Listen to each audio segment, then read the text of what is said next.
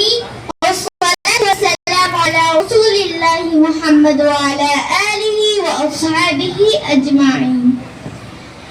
Mecca international হিফজুল কোরআন মাদ্রাসা নাজেরা ছাত্র ও ছাত্রীদের নতুন হিফজ সবক এবং হাফেজ ছাত্রদের পাগড়ি প্রদান উপলক্ষে 2025 উপস্থিত সম্মানিত অতিথিবৃন্দ, বিশেষ অতিথি, প্রধান অতিথি, মাননীয় প্রিন্সিপাল স্যার মহোদয়, শিক্ষক শিক্ষিকা বৃন্দ ও অভিভাবক বৃন্দ এবং আমার বড় ছোট ভাই ও বোনেরা, সবাইকে শুভেচ্ছা ও অভিনন্দন।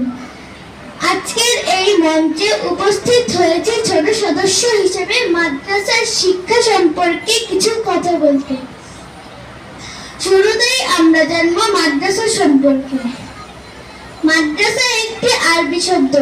এটি দার্শন শব্দ হতে উৎকলিত, যার অর্থ পাঠ।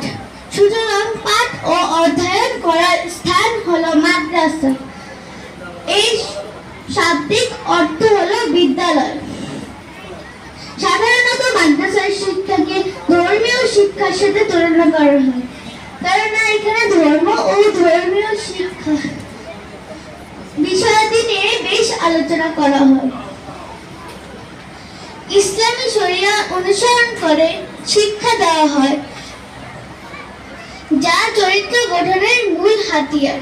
যেমন আমাদের প্রিয় নবী হযরত মুহাম্মদ সাল্লাল্লাহু আলাইহি ওয়াসাল্লাম ইরশাদ করেছেন, তালাবুল ইলমি ফরিদাতুন আলা কুল্লি মুসলিম, অর্থাৎ প্রত্যেক নর-নারীর জন্য জ্ঞান অর্জন করা আবদ্ধ।